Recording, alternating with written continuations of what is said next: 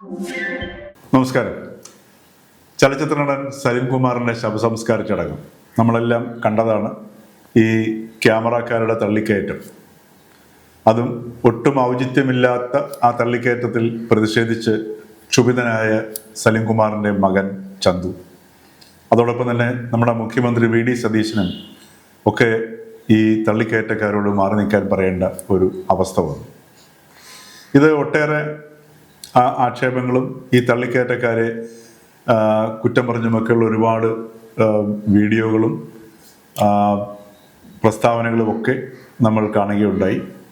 ഇതിനെ തുടർന്നിട്ട് സംസ്ഥാന സർക്കാർ ഈ പറഞ്ഞതുപോലെ സ്വകാര്യതയിലേക്ക് കടന്നു കയറുന്ന രീതിയിൽ ഇത്തരത്തിലുള്ള ഉള്ളടക്ക നിർമ്മാതാക്കളെ അവർക്ക് മുന്നറിയിപ്പ് നൽകിക്കൊണ്ട്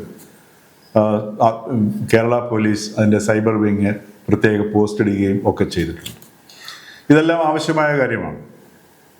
എന്നാൽ ഇതിനെ നാം വേറൊരു രീതിയിൽ കാണേണ്ട അടിയന്തര സന്ദർഭത്തിലാണ് നാം ഇപ്പോൾ കടന്നു പോകുന്നത്. അതായത് ഇതൊരു സുപ്രഭാതത്തിൽ സംഭവിച്ച ഒരു സംഗതിയല്ല, ഇതൊരു സാംസ്കാരിക പ്രതിഫലനമാണ്.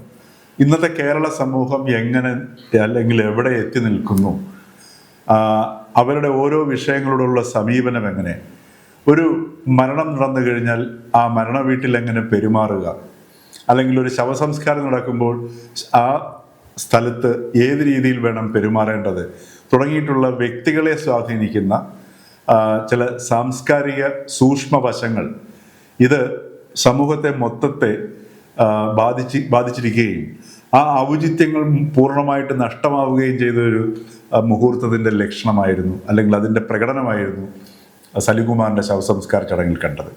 ഇതിനെ നമ്മൾ ആ തള്ളിക്കയറ്റക്കാരെ മാത്രം കുറ്റം പറഞ്ഞിട്ട് കാര്യമില്ല. എങ്ങനെ ഈ ഒരു സാമൂഹിക അന്തരീക്ഷത്തിലേക്ക് നമ്മളുടെ സംസ്കാരം വഴുതി വീണു, അതല്ലെങ്കിൽ തെന്നി മാറി എത്തി എന്നുള്ളത് പരിശോധിക്കേണ്ട അടിയന്തര ഘട്ടമാണിത്.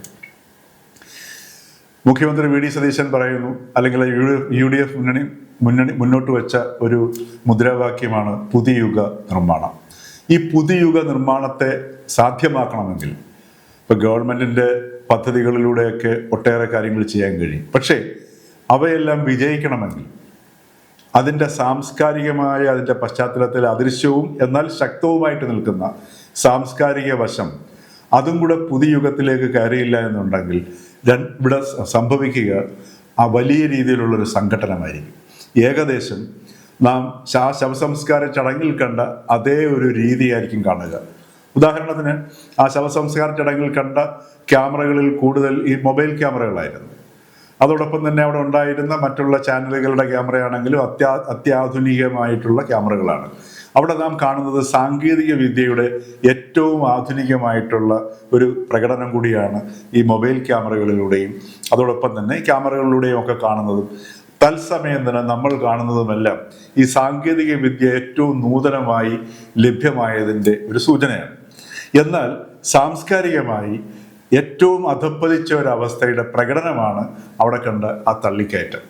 അല്ലെങ്കിൽ ആ ശവസംസ്കാര ചടങ്ങ് പോലും ആ കുടുംബത്തിൻ്റെ ഏറ്റവും നിർണായകമായിട്ടുള്ള അവരുടെ ഏറ്റവും പ്രിയപ്പെട്ടവരായ അവരുടെ അച്ഛൻ്റെയും അതേപോലെ ഭർത്താവിൻ്റെയും സഹോദരൻ്റെയും ഒക്കെ ബന്ധുക്കളുടെയും ഒക്കെ ഏറ്റവും പ്രിയപ്പെട്ട ഒരു വ്യക്തി മരിച്ചിട്ട് അവരുടെ ശവസംസ്കാര ചടങ്ങ് അവർക്ക് സ്വകാര്യമായിട്ടത് ചെയ്യാൻ കഴിയുന്നില്ല എന്ന് പറയുന്നത്, കഴിയാത്ത വിധം ഒരു സമൂഹം പെരുമാറുക എന്ന് പറയുന്നത് സാംസ്കാരികമായി ഏറ്റവും അധപ്പതിച്ച ഒരവസ്ഥയാണ്. അപ്പം ഈ ഒരു അധപ്പതനത്തിൻ്റെ, ഈ സാംസ്കാരികമായ അധപ്പതനത്തിൻ്റെ കാരണമായി പ്രവർത്തിച്ചിട്ടുള്ളത് എന്തൊക്കെയാകാം? അതിനും നാം വളരെ സൂക്ഷ്മതയോടെ നോക്കുമ്പോൾ നാം കാണുന്നത് പ്രാഥമികമായിട്ട് ഏറ്റവും മുന്നിൽ നമുക്ക് എടുത്തു കാണിക്കാൻ പറ്റുന്നത് കേരളത്തിലെ മുഖ്യധാരാ മാധ്യമങ്ങളെയാണ്. ഈ മുഖ്യധാരാ മാധ്യമങ്ങൾ കേരളത്തിൽ അവരുടെ പ്രചാരണത്തിന് വേണ്ടി, അത് ആദ്യം പത്രങ്ങൾ, പിന്നീട് ആ പത്രങ്ങളുടെ പാത പിന്തുടർന്ന് ദൃശ്യ ശ്രാവ്യ മാധ്യമങ്ങൾ, ഈ മാധ്യമങ്ങൾ മുഖ്യധാരാ മാധ്യമങ്ങൾ പൊതുവെ പൈങ്കിളി മാധ്യമ പ്രവർത്തനത്തിന് കൊടുത്ത ഊന്നലിലൂടെയാണ്.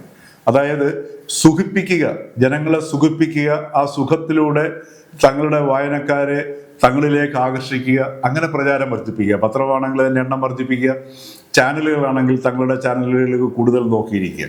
ഇതിന് ഏറ്റവും എളുപ്പമായിട്ട് ഈ മുഖ്യധാരാ മാധ്യമങ്ങൾ കണ്ടെത്തിയത് സെക്സിനെയും മരണത്തിനെയും വേദനയെയുമാണ്.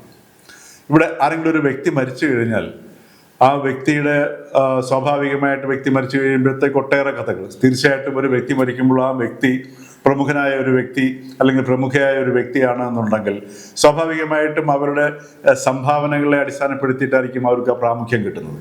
അപ്പം എന്താണ് അവരുടെ ജീവിതം നമ്മളിൽ അവശേഷിപ്പിച്ച് പോയിരിക്കുന്നത്, അതിലെ മൂല്യങ്ങൾ എന്താണ്, അതൊക്കെ ഓർമ്മിപ്പിക്കുകയും അതൊക്കെ നമുക്ക് പകർന്നു തരികയൊക്കെ ചെയ്യേണ്ടത് വളരെ ആവശ്യം തന്നെയാണ്. എങ്കിൽ മാത്രമേ അവിടെ ആ ഒരു ചരമ വാർത്ത ഇത്തരത്തിലുള്ള വാർത്തകളിലൂടെ ന്യായീകരിക്കപ്പെടുത്തുള്ളൂ.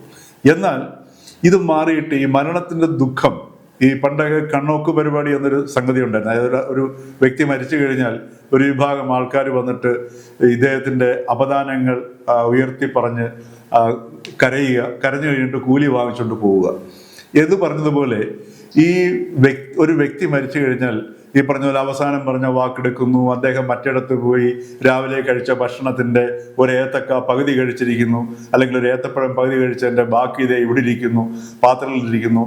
പിന്നെ അതേപോലെ ഞാൻ നാളെ വരാം മക്കളെ എന്ന് പറഞ്ഞിട്ട് വീട്ടിൽ നിന്ന് രാവിലെ ഇറങ്ങിപ്പോയതാണ്. ഇങ്ങനെയൊക്കെയുള്ള പൈങ്കിളി സാധനങ്ങൾ പറഞ്ഞ് എഴുതിയും പറഞ്ഞും കാണിച്ചും ഒക്കെ മലയാളിയെ ഒരു പൈങ്കിളി സമൂഹമാക്കി രൂപപ്പെടുത്തുന്നതിൽ ഈ മുഖ്യധാരാ മാധ്യമങ്ങൾ വഹിച്ച പങ്ക് വളരെ വലുതാണ്. അതുകൊണ്ട് അത് ശരിക്കും കാണികളും ഈ പറഞ്ഞതുപോലെ ഇത്തരം സാധനങ്ങൾ പ്രതീക്ഷിക്കുന്ന ഒരവസ്ഥയിലേക്ക് എത്തിക്കഴിഞ്ഞു. അതുകൊണ്ടാണ് ഇത്തരം മരണവുമായി ബന്ധപ്പെട്ട അല്ലെങ്കിൽ പ്രമുഖൻ മരിക്കുകയാണെങ്കിൽ ആ വ്യക്തിയുടെ മരണവുമായി ബന്ധപ്പെട്ട അവിടുത്തെ രംഗങ്ങളും അവിടെ വരുന്ന ആളുകൾ ഓർമ്മിക്കുന്നതും അതോടൊപ്പം തന്നെ ശവസംസ്കാരം തുടങ്ങി എല്ലാം വളരെ കൗതുകപൂർവ്വം ആൾക്കാർ കാണും എന്നുള്ള ആ ഒരു ചിന്തയിൽ നിന്നാണ് ഈ ഉള്ളടക്ക നിർമ്മാതാക്കൾ അല്ലെങ്കിൽ ഈ റീലുകാർ സ്വാഭാവികമായിട്ടും ഇവിടെ ഈ തള്ളിക്കയറ്റം നടത്തുന്നത്. അത് ആ ഒരു സംസ്കാരം ഈ മുഖ്യധാരാ മാധ്യമങ്ങൾ സൃഷ്ടിച്ചതാണ്. തീർച്ചയായിട്ടും ഇതിനെ പിൻപറ്റുന്ന രീതിയിലുള്ള രാഷ്ട്രീയ പ്രവർത്തനവുമാണ് നാം കേരളത്തിൽ കഴിഞ്ഞ 8-8.5 പതിറ്റാണ്ടായിട്ട് നാം കാണുന്നത്. എല്ലാം ഈ പറഞ്ഞതുപോലെ സുഖിപ്പിച്ചിട്ട് തങ്ങളിലേക്ക് ആൾക്കാരെ ആകർഷിക്കുക, എന്തെങ്കിലും കാരണങ്ങൾ പറഞ്ഞ് തങ്ങളുടെ കൂടെ കൂട്ടുക, മറിച്ച് ജനങ്ങളുടെ ക്ഷേമത്തിന് വേണ്ടി എങ്ങനെ പ്രവർത്തിക്കണം എന്നുള്ള ഒരു മാധ്യമ പ്രവർത്തനവും ഇവിടെ ക്രമേണ ഇല്ലാതായി. തുടക്കത്തിലുണ്ടായിരുന്നു, പക്ഷെ ക്രമേണ പൈങ്കിളിയിലേക്ക് അധപ്പതിച്ചപ്പോഴത്തേക്ക് ജനങ്ങളുടെ ക്ഷേമം, ജനങ്ങളുടെ ജീവിതത്തിലേക്ക് നോക്കിയ ജീവിതത്തിൻ്റെ സൂക്ഷ്മവശങ്ങൾ കണ്ടെത്തി അത് ക്രിയാത്മകമായതിനെ പ്രോത്സാഹിപ്പിക്കുകയും അതോടൊപ്പം തന്നെ വിരുദ്ധമാവുന്നതിനെ ചൂണ്ടിക്കാണിക്കുകയൊക്കെ ചെയ്യുന്നത് മാധ്യമപ്രവർത്തനത്തിൻ്റെ ധർമ്മമാണ്. പക്ഷെ ഇവിടെ ആ ലക്ഷ്യം മാറിയിട്ട് തങ്ങൾക്ക് എങ്ങനെ പ്രചാരം കൂട്ടാം എന്ന ഒരൊറ്റ ചിന്തയിലേക്ക് വന്നപ്പോൾ നേർ വിപരീതമായി. ഇത് തന്നെ രാഷ്ട്രീയ പാർട്ടികളും ഈ പൈങ്കിളി സമീപനം സ്വീകരിച്ചു. അത് CPM ആയിക്കോട്ടെ, കോൺഗ്രസ് പാർട്ടി ആയിക്കോട്ടെ, ഏത് രാഷ്ട്രീയ പാർട്ടിയാണെങ്കിലും ഈ പൈങ്കിളി ട്രാക്കിലേക്ക്, ഈ പൈങ്കിളി ധാരയിലേക്ക് രാഷ്ട്രീയ പ്രവർത്തനവും മാറി. അവിടെ സ്വന്തം താല്പര്യം, പ്രസ്ഥാനത്തിൻ്റെ താല്പര്യം, പിന്നീട് നേതാക്കളുടെ താല്പര്യം, വ്യക്തികളുടെ താല്പര്യം, അപ്പൊ അണികളുടെയും നേതാക്കളുടെയും ഒക്കെ താല്പര്യം വ്യക്തിപരമായ താല്പര്യത്തിലേക്ക് ചുരുങ്ങുകയും അതിൻ്റെ ആസ്വാദ്യതയിൽ രമിക്കുകയും ചെയ്യുക എന്നുള്ളൊരു രാഷ്ട്രീയ സംസ്കാരത്തിലേക്ക് മാറുകയും ചെയ്തു.